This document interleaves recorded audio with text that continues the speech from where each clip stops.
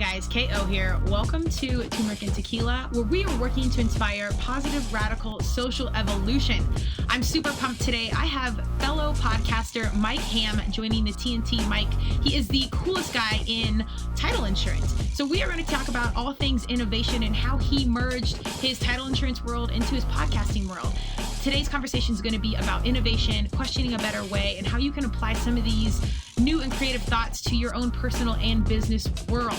Mike has created a community, a platform, has an awesome way about dealing with resistance, and really it's a great conversation for anyone that's out there wanting to do some trial and error and trailblaze into a new 2021. Be sure to check out the video on YouTube, where you can like and subscribe to the channel and get these videos every single week. Let us know any commentary in the comments or anything else you want to see in these coming episodes. Have a great rest of the week. Welcome to Turmeric and Tequila with your host, Freston Olson. Questioning a better way, one gracefully disruptive conversation at a time.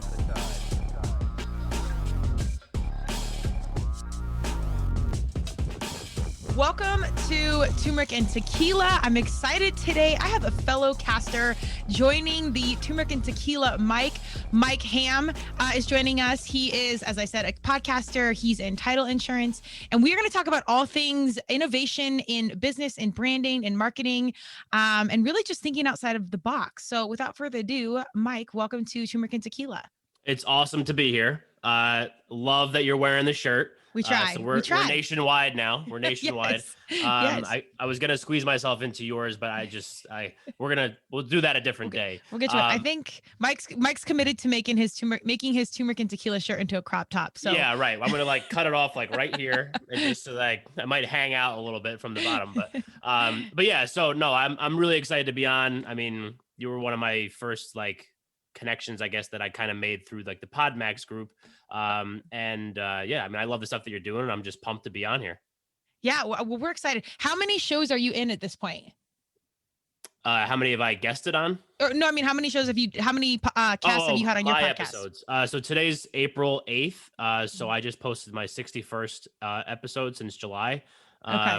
Before that, I had the original version of the show, which I started in May, and I did 60 episodes of that. So I guess altogether, I'm technically 121 in. Okay. But yeah, since May, so that's a lot of stuff for sure. Yeah. It's amazing how fast you get in it and you're kind of I'm new, I don't know what to do, and then all of a sudden you're in it and you're like, I got this. Obviously we're still evolving and learning, but yeah, with those reps, it just becomes so much more comfortable.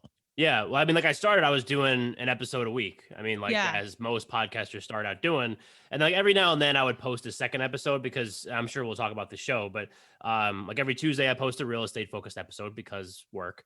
And then Thursdays I've been doing things that are a little bit more outside the box. So coming up, I think a week from today, when we're recording this, I think I have my episode with Kristen Olson of Turmeric and Tequila is posting. I'm pretty sure that's next Thursday. I have to double check, but okay.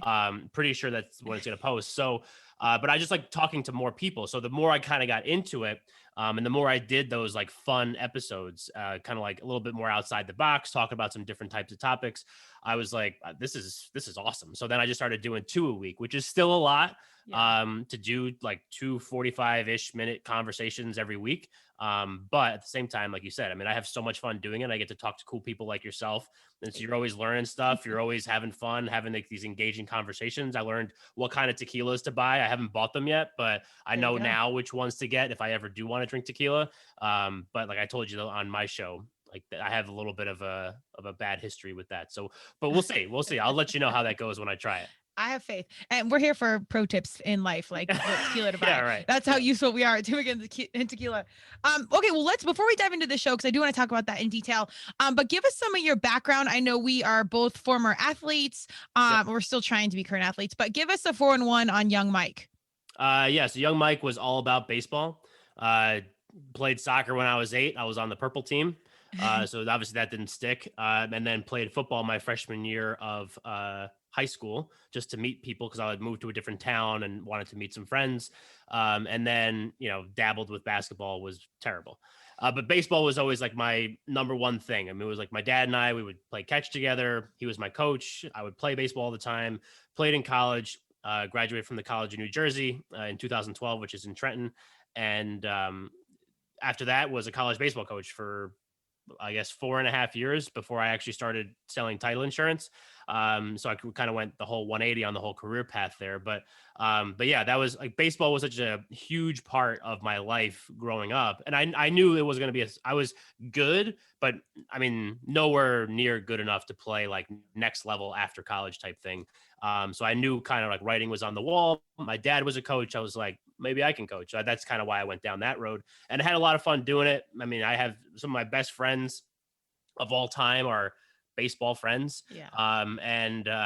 Yeah, I mean, like, I just, after a while, I kind of got burned out from the coaching side of it, because it's a lot of recruiting. It's a lot of time on the road, not necessarily taking care of myself the right way, just being on the road like that. But yeah, so baseball was like my thing. Then started doing this job because, I wanted to try to be an adult at some point. And now here I am. So I still, like, every now and then a couple of years ago, I volunteer coached at a local college.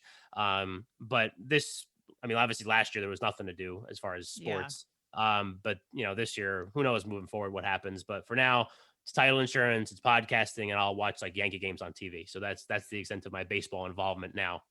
I love it. Well, fun fact. So I was a lacrosse player. I think we covered this on our cast, on your show, but Yep. from Colorado, and went out east because there was really nothing competitive in Colorado at the time. And I actually looked at the college in New Jersey. They're D3 school, right? Yep. Yeah, but I think they have like 20 women's lacrosse championships or something crazy. Yeah, their women's lacrosse and field hockey team is like, they're like legit, and it's the same coach. I don't know if she still does, but then she was coaching both teams and just like churning out national championships left and right. So yes, yeah, they're legit. God bless her. She's still coaching since I've been there. Cause dude, that's like 15 years. Yeah. Not to date myself, but yeah, it's, I can't agree with you more how awesome sports are. We, life skills through sports and all the things. And then also you get to meet some of your best friends, and they stay some of your best friends your entire life, even as you grow up and start adulting.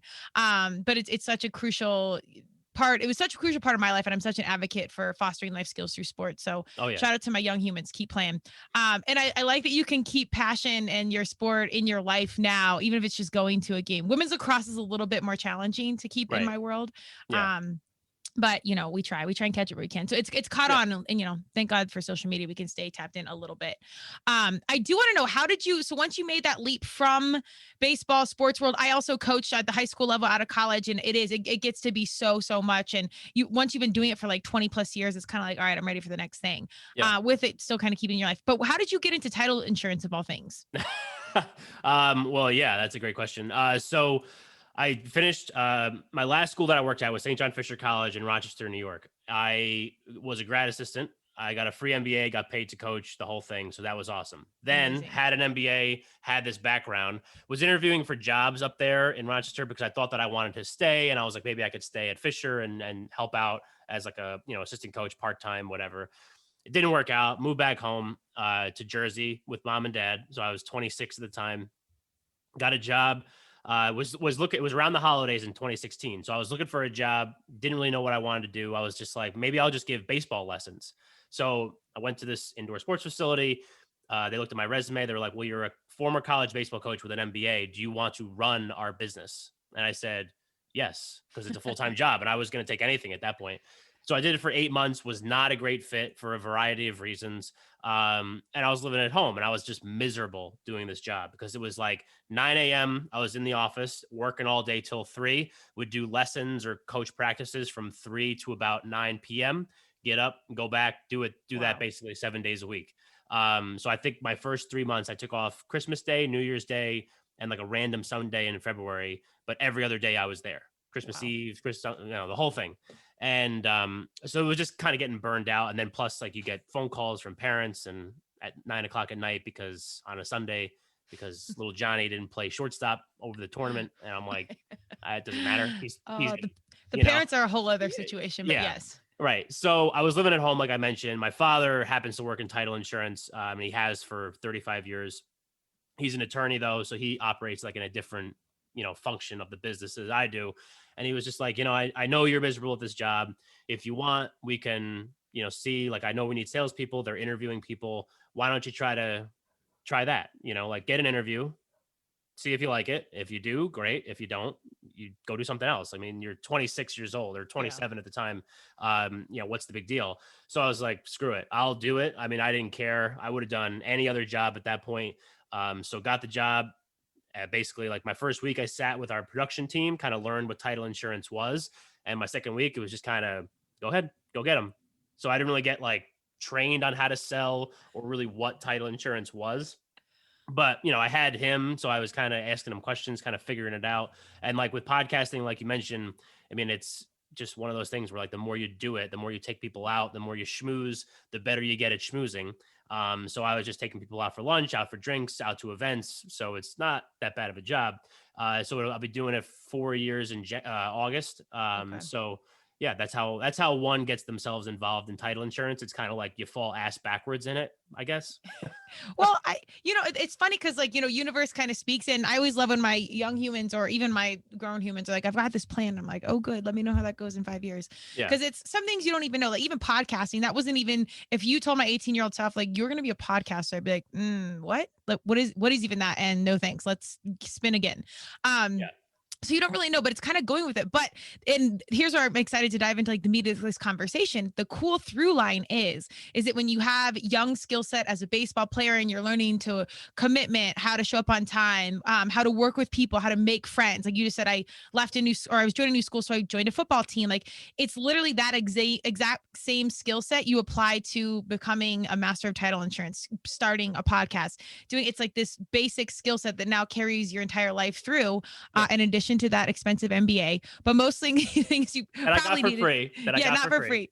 But well, I mean, expensive for somebody, but it's those life skills that were for free that we probably learned in kindergarten that kind of carry through.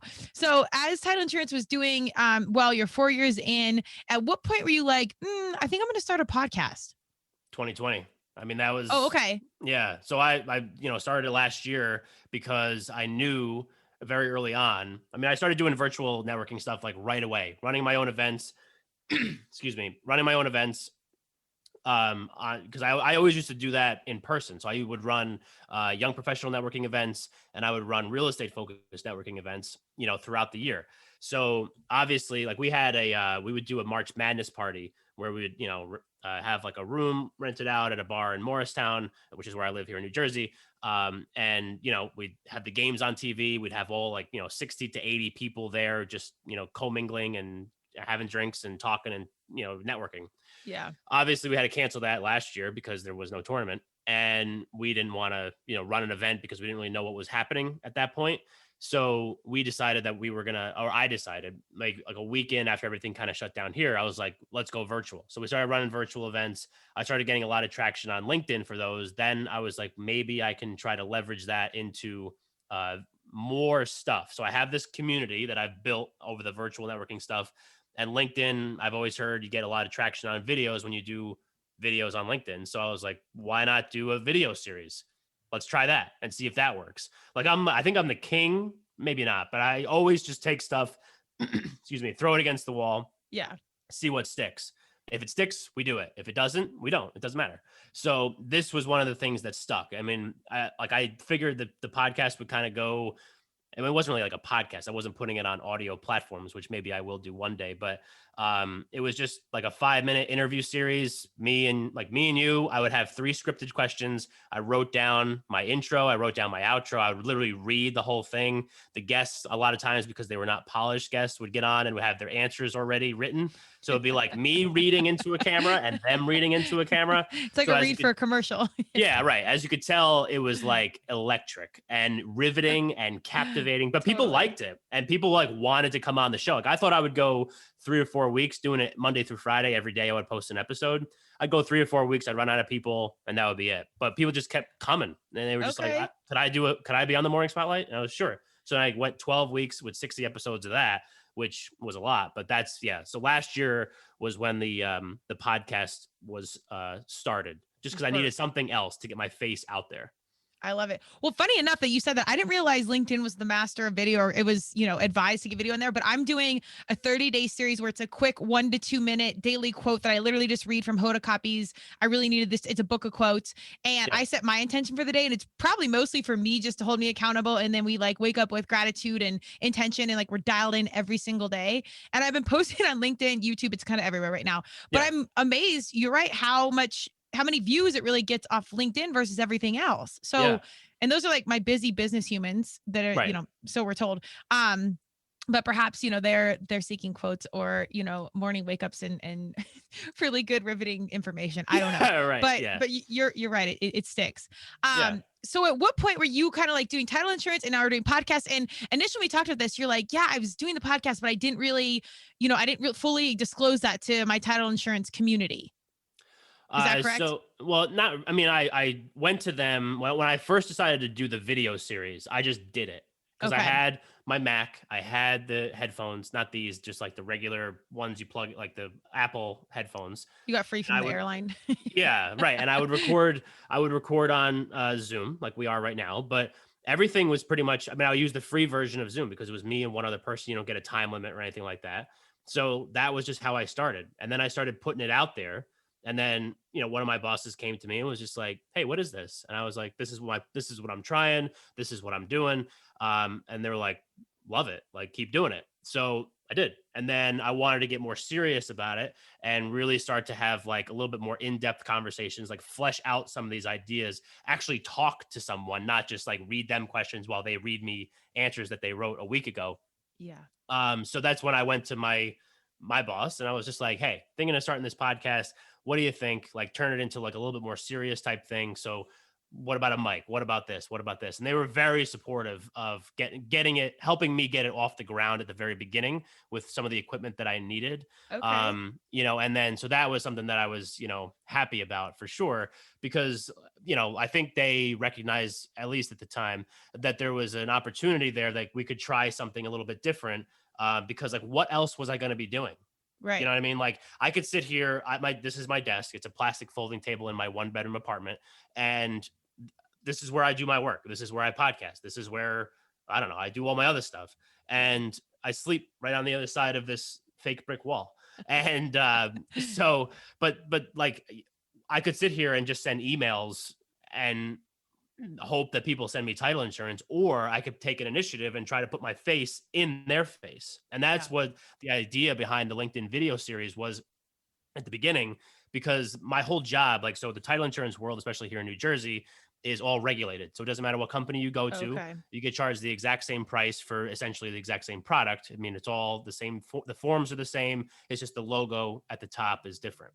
So I, like I said, I take people out for lunch and drinks and all that kind of stuff. So I couldn't do that because everything here was closed from March until basically Memorial Day, and then just started trickling open for outdoor stuff in June.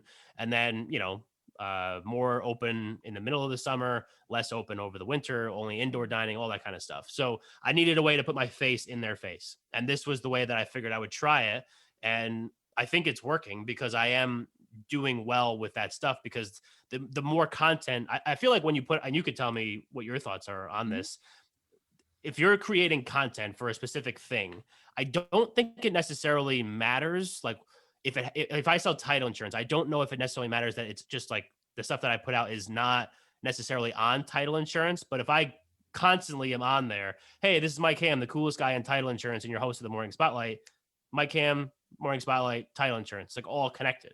You know what I mean? So I feel like I don't know if I'm right on that, but that's what I'm trying. I think it's working. No, I think it's that. And again, that's the innovative, like kind of overarching umbrella of this conversation, 100%. And that's why I so embrace turmeric and tequila, because people are like, I don't know if it fits together. And what people, and I want to say like are more like old school traditional companies, it's hard for them to understand. And even unpacking our own prescribed realities for what we perceive to be real as we get older, is that it's like, oh wait, we're humans. I do CrossFit, I do lacrosse, I do care about business, I care about marketing, I care about all this. So if you're presenting a show that it's a lacrosse player talking about tequila that just did a deadlift, and they're like, well, but this is for the CrossFit community, it's like, well, I also do all these other things. So when you're looking at humans, you got to understand the full encompassing all-encompassing array that we are. So Right. of course, I think it makes sense that if you're doing a title insurance video, but yet somebody really loves your apparel and they think you're a cool dude, they might just stick around and watch a video, even if it's about title insurance and they have nothing to do with it. Yeah. And that's But that fine. is And then, sorry, and like that's fine. And then like, but you never know. Like if I have whoever I've had on a guest over these 61 episodes, you don't know which one of those people is going to be like, oh, hey, you need title insurance? I know this guy. I just was on his podcast like 6 months ago. Like you never know like when that connection is going to get made. So the more that you're aggressive with it and trying to put stuff out there, and like people like you and people like me, other people can't escape us because we're just in their face. I love to whether put they your like face it or in not. your face. Yeah. Well, and literally your show or your shirt is exactly that. And I commented right off the get-go because as a marketing branding professional, when I saw all your stuff on Instagram, I'm like, this is phenomenal. I love that you embrace it. And actually, there's another company, a lemonade company, and it's escaping me, but it's a little girl of color, and she was advised from the beginning not to put her face on the jar, and now 10 years later or 5 years later, she literally sells more lemonade because she's on the cover of it. So it's really important for, if you're listening as a consumer, if you're listening as an entrepreneur or somebody that has a successful long-running company, it's really important to understand how the market, the consumer, the world is evolving, and how important innovation is. Last year was a perfect example of 2020 where shut down. Now, what do? There's all these awful things that happen, and there was all these beautiful opportunities to innovate and carry through that we can now that things are resuming back to normal, we can carry those things with us and evolve what we are doing anyways, alongside now the current reality where we're more open and we can do whatever we want. I do want you to talk about a little bit of how the title insurance, did they understand podcasting, or were they kind of just like, this is cool, let's just go with it and let's just see? Yeah, that was pretty much it. Okay. And I think it is something that we constantly have to have conversations, not constantly, but like every now and then you just gotta be like, hey, this is what the plan is. Because my goal with this show is, I want to keep going with it because I love doing this and it's a lot of fun and I get to meet people and all that kind of stuff. But I also understand like what pays my bills, right? So that's why I have, to be honest, way more fun usually talking to those Thursday guests like yourself and some of the people that I've had on my Thursday shows than I do sometimes talking about some of the stuff that I do on Tuesdays, which is just me. It's just like my personality and like all that kind of stuff. So, but what I think I just need to make sure that I'm reiterating is like the base of this show is in real estate. And that's why every Tuesday it is a real estate episode, but Thursdays are just kind of me branching out a little bit because I know what my demographics are. You're a podcast, you could see them on whatever hosting platform you have. I know that basically my listener is me. It's 25 to 35 male in the Northeast. That's who my listeners are. So if I think it's interesting and it can provide value in a different way to that audience, then why not do it? You know what I mean? So if I find it interesting, chances are they will too. And I think it just kind of makes it more human, I think, because like people get to know you better. People get to be more comfortable around you. And I think that that's like one of the most important things. And I think that that's a situation, and I don't like to use this term, but like I can leverage the fact that people are basically starved for human interaction, have a podcast that has conversations that are very human and we have fun and it's light and it's energetic and all that kind of stuff. And then, it just makes people want to do business with you because people, you hear it all the time, know, like, and trust. If they know you, if they like you and they trust you, they will do business with you. And the only way you do that is if you just put your face on your t-shirt, put your truest, most real, authentic self out on display, and people can connect with that. I feel like the more specific you are with who you are, rather than just being like, this is the morning spotlight. Before I did the logo, I was just going to have like the morning spotlight on the thing with no like, just maybe like in word art or whatever. Okay. But then I was like, no, like I want to put my face on it just because I think it's cool looking. And, and here we are. Now it's just part of what I do. I have no hair, but I had to keep the hair. So we can fix that. I know a plethora of people that do hair. We're tight on the hair game.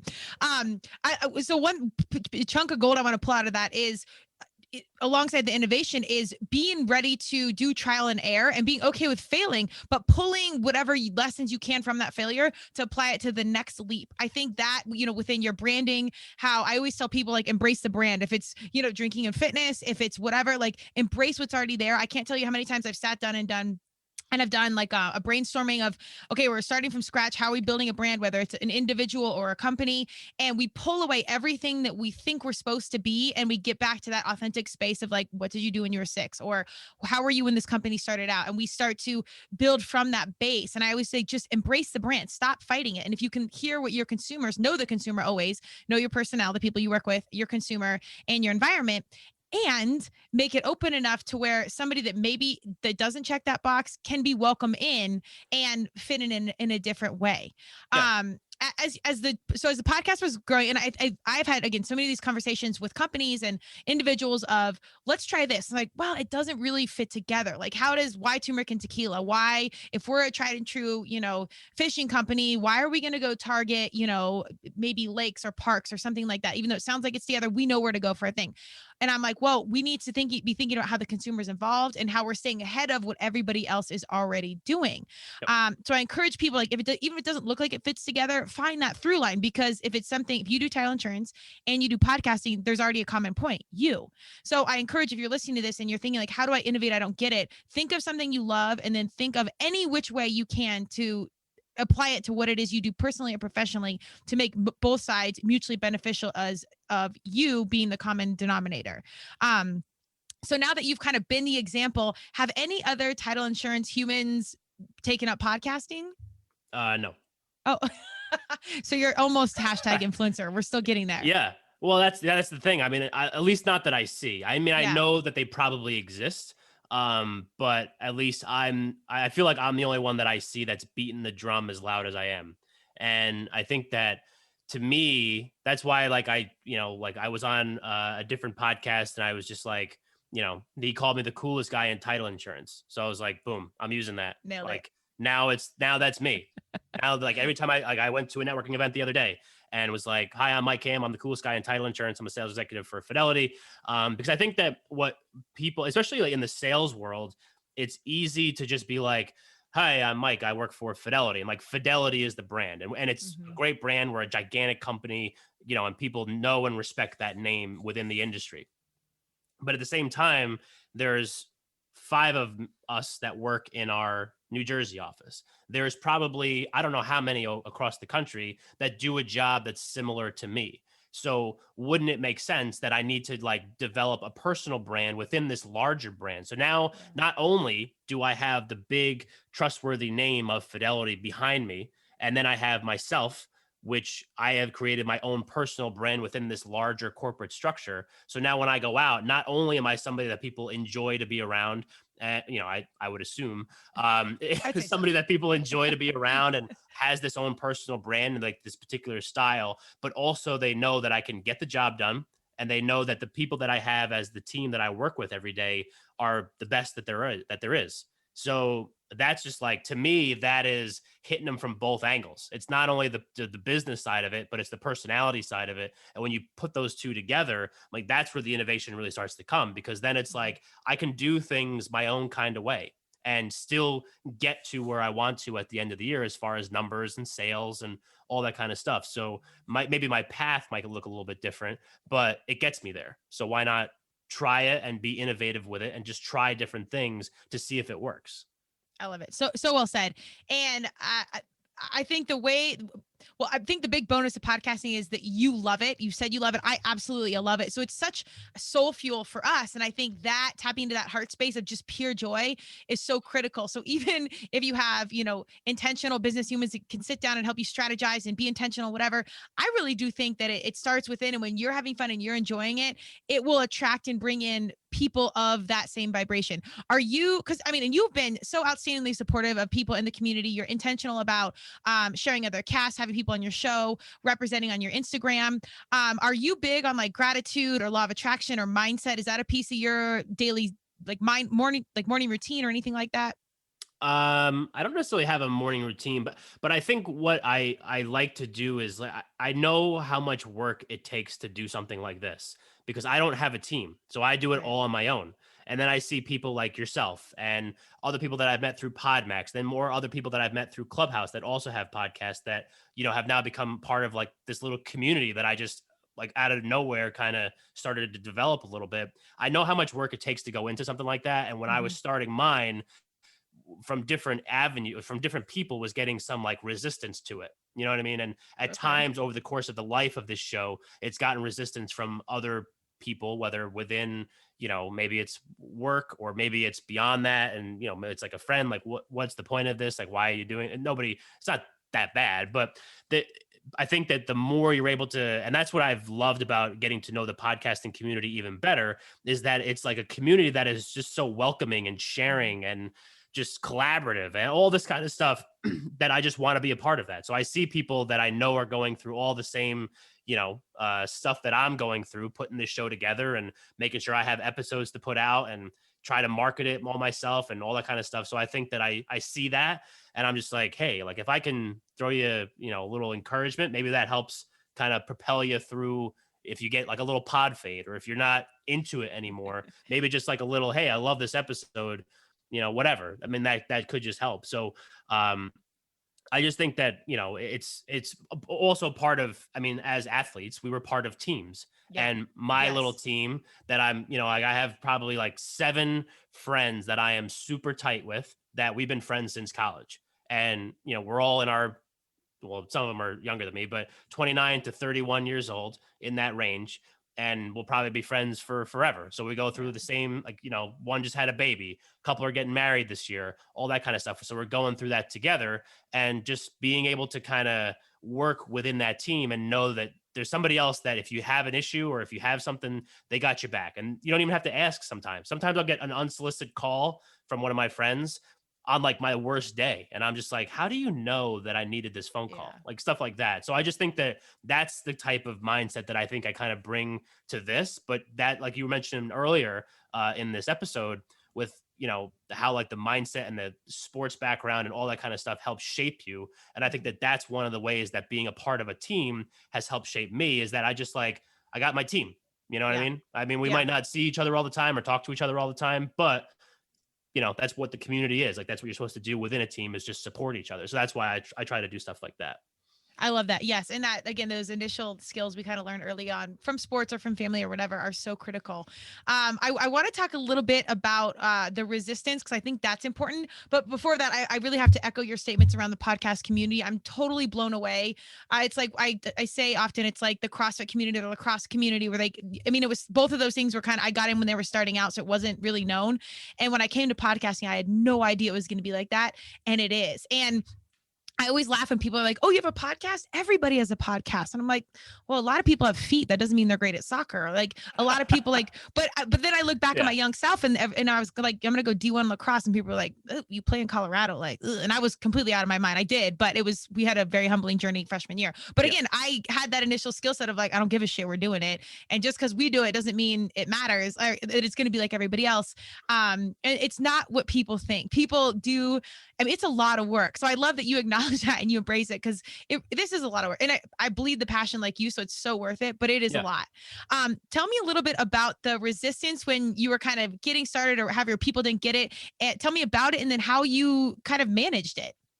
Well, I think it's because the industry that I work in is just a very old school industry. And my mentors that I still talk to and all have been very supportive of the stuff that I've been doing, which tells me that these successful people like this idea, but they've been doing it since, excuse me, I don't know why I'm coughing so much, but they've been doing it for, selling title insurance, that is, for, I don't know, decades. And I've only been doing it for, at the time, maybe 1, 2, 3 years.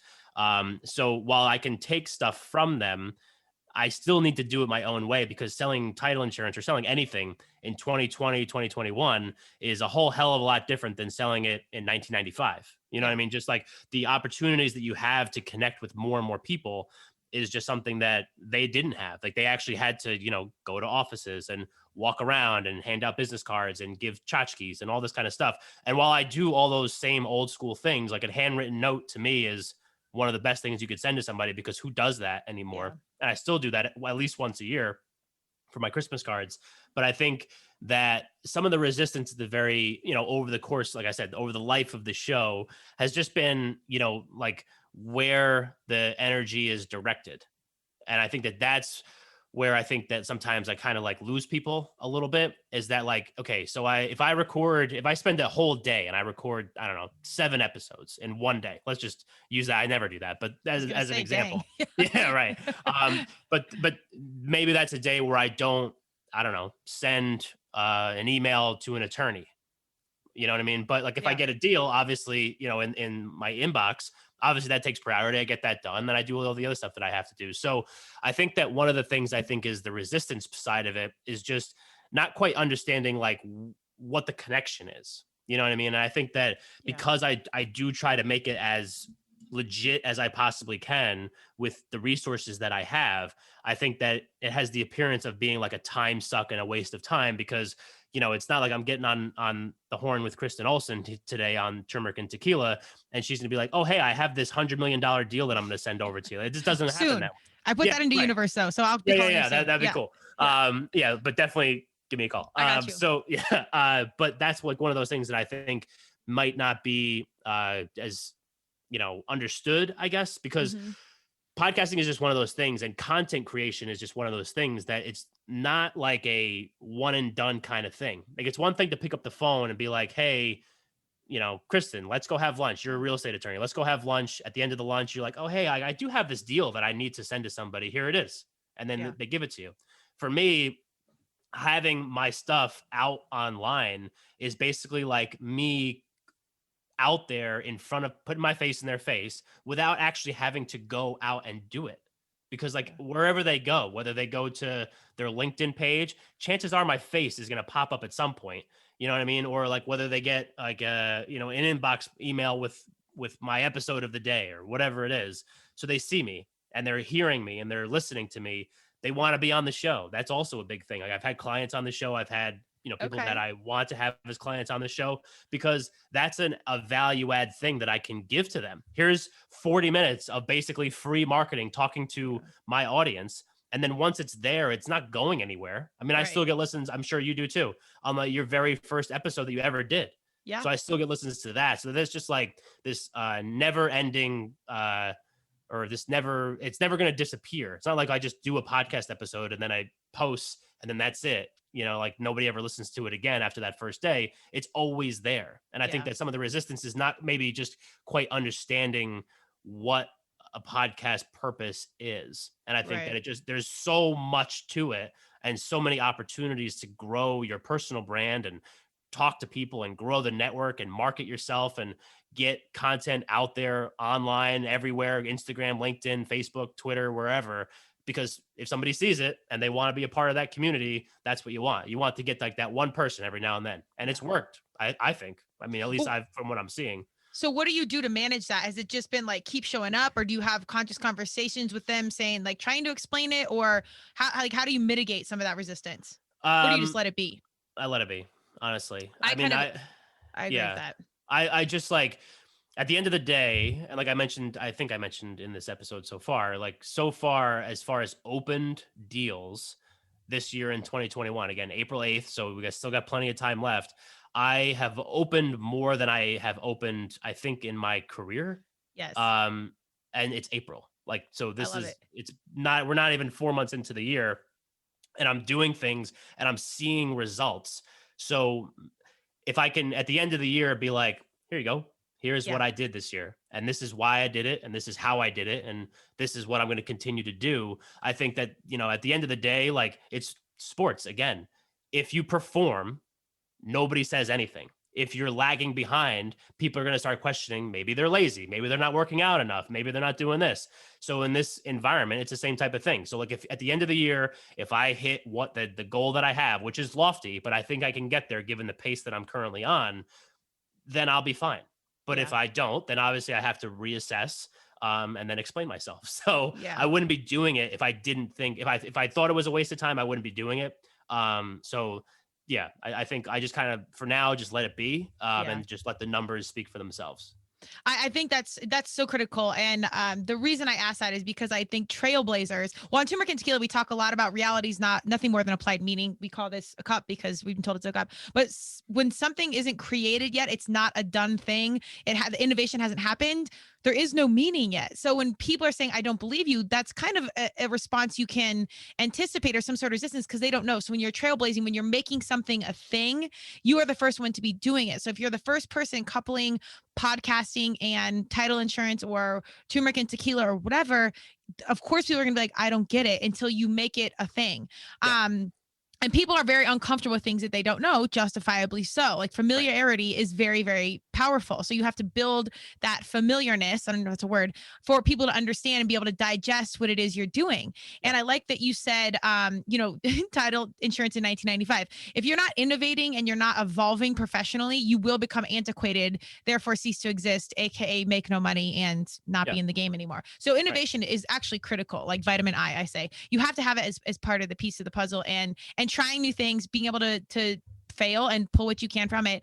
But also like just believe. I think if you're an entrepreneur or whatever listening, saying you have this choice or idea, just do it. And again, take some space and grace in knowing that if you're one of the first to do something that doesn't really make sense yet, know that resistance is coming. I work with clients all the time that still are like, I don't get it. Why influencers? Why social media? I don't like, and I'm like, okay, well, if you're an athlete, just because you can see me score a goal during the game, that's super important. But what you don't see is the weightlifting, the practice, the training room, the stretching, the mind preparation, all those little pieces. I can't, measure my meditation every day and then show you how that directly attributed to the goal that I scored in the field, but it did. Right. And so not everything is deeply measurable, but you have to pull back and harness in and know that what you're doing matters and that you have faith that it'll go the way you want to. And if not, you're still going to learn a shitload of information. Yeah. Right. Yeah. I mean, it's just like growing that network and just being able to have conversations with people. Like before I got on this interview, I was interviewing on a guy that's been a part of General Hospital. Like he's an actor, Emmy award-winning actor on his show, because but where else would I have had that opportunity to do that? And while that doesn't necessarily directly relate to title insurance, I get it. Like just having those conversations with people from different parts of the country, from different parts of the world, in some cases, different walks of life, different backgrounds, different everything has just made me, at least in my opinion, more just better at these conversations. And that is ultimately that's what my job is to go and talk to people and be able to convey my message or convey what I have to bring to the table to these potential clients or networking partners or whatever it is. So the more I talk, the better I get at it. That's like with anything. The more you practice it, the better you get at it. And while I can't necessarily go out to lunch all the time or go to events all the time right now because they don't exist, this is my next best thing. So like, not only am I expanding the network, growing a personal brand, I am honing my skill to be like, by the time we get back to these in-person events, I'm going to crush it because now I have 2 platforms that people can come to me for. Yeah. I have a network that I've been building since, I started working here. A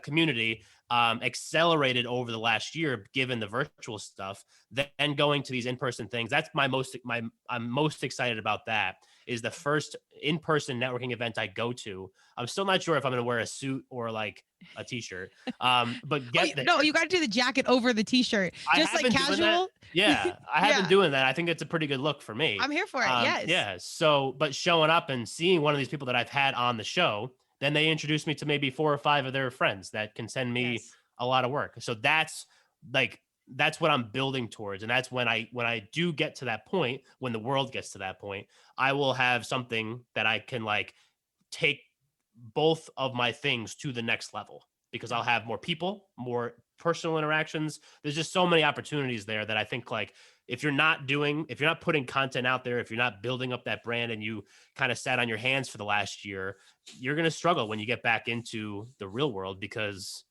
people are going to forget about you. That's like my biggest fear is that I would get back to an in-person event and somebody says like, oh, Mike, I didn't know you were still selling title insurance. Like who wants that? I don't want that. So they haven't escaped me. If anything, they've seen more of me over the last year. So maybe they're sick of me, but I don't care. But that's okay. We'll keep putting stuff out there. Yeah, I mean, you see J-Lo on the Super Bowl on the awards. I'm like, I don't know when this human sleeps, but God bless her. Like every household name, so monetize it, follow your heart. I do want to differentiate though, a major difference, because I work with so many brands and companies, even podcasters now. They're like, I got to do this and I got to create the sales funnel and the email and this, and it's like it's so deeply transactional. There is such a difference between someone, company, human, brand, whatever, that shows up and does all the right things because they're supposed to and they don't really even enjoy it, versus somebody that does those things and bleeds it and loves it and wears their own shirt, rocks like, and is excited about what they're doing. And if people think that it's not transparent and that you can't tell, they're so wrong. Like, you have to come from this deeply authentic space of joy and enjoying it. And even when parts of it, suck and it's hard and it's a lot of work. Okay. But the baseline is like, I want to be out here. Like, I want to engage with the world. And I cannot agree with you more. The more you engage with the world and be part of things, the more the world will engage with you and be part of your thing. It's such a huge deal. I mean, that's when you see people retire and it's kind of like they lose connection and everybody gets sad about it. I mean, it's just, you got to stay connected to the world in any fashion you can. Yeah. So you are the coolest guy in title insurance, and perhaps title insurance podcasting and general podcasting. Oh, I did want to say, my uncle owns a real estate company out in California, and he had a guy that happened to do a big deal, I think, with an athlete. And long story short, that led to him specializing in homes for athletes. So maybe, you can specialize in title insurance alongside actors and whatever. Like, you never know where the path leads. Yeah, right. Exactly. And that's the thing too. Like, you were talking about just, being out there and like all that kind of stuff. Like, you're wearing my shirt right now. Like, who knows if you go out to the store and somebody's like, wait, what is that? And you're like, oh, it's my friend Mike. He lives in New Jersey. He does title insurance. They're just like, holy shit, I need a title insurance guy. But I don't know what's going to happen. But like, that's just, I don't know. Just try different things. You never know. They might even just be like, oh my God, I listened to that show. I know that guy. And I'll be like, right. Me too, dude. Yeah. But like, if you don't do that stuff, you will never get that. Yeah. You know what I mean? That's like the big thing, is to understand that if you don't take that risk, or you don't put stuff out there, if you don't whatever, then that's okay. You'll never get that interaction. But if you do, it's easy to like question it, I think, when you are putting the stuff out there and you don't get the immediate feedback or the immediate deal flow, I guess, if, in my case. But if I was never doing it, I would never get the deal flow, nor would I get the questions. You know what I mean? So like, I think that's one of the big things, is just like, if you don't take that chance, if you don't put that stuff out there, that's fine. You just won't get those interactions. But if you do, you have opened up, I don't know how many, or at least given yourself the opportunity to open up, I don't know how many doors. So that's why, you put your face on a shirt and you just roll with it. And keep showing up. I think you really got to believe it and bleed it for a minute. Yeah, right. I love it. I want to be sensitive to your time. The innovative piece, I think, is so critical and something that everybody can lean into as we move forward. Personal evolution, innovation, business evolution, innovation, creativity. Like, we got to keep evolving here. It's so critical. We've got the shirt. We know where to find you. We hear you everywhere, but where do we find you? Hit us with tags, websites, all the things. Yeah. So the website, which is like basically the hub for me and the show, is themorningspotlight.com. And then I'm on Instagram quite a bit at The Morning Spotlight. LinkedIn, obviously still crush it on there. So Michael Ham on LinkedIn. And then the podcast can be found anywhere podcasts are sold. So Apple, Google, Spotify, YouTube, we're everywhere. So if you look up The Morning Spotlight, you will find me. And yeah, all my contact information is up on those sites and stuff. So we'll be happy to hear from anybody. Boom. Here, you heard it first. I love it. I really appreciate your time and energy. I cannot wait to see, we'll have to reconnect in like a year from now. I know we'll keep in touch in between then, but to see where the shows have grown, what cool stuff we're doing, and what further innovation is happening. I know we officially started the send a shirt, swap a shirt, share with your podcast, and do some easy grassroots branding that way. So we'll see what else comes from all those things. No, I'm pumped. I'm pumped to see where we both are in a year. So we'll do like a recap episode then. I love it. Amazing. Yeah. Well, until then, keep crushing, and we will wrap soon. Thanks, Tristan. I appreciate you having me on. Thanks, Mike. Thank you for joining Turmeric and Tequila with your host, Kristen Olson. Tune in next time, and don't forget to subscribe on Apple, Google Podcasts, Spotify, or wherever you listen.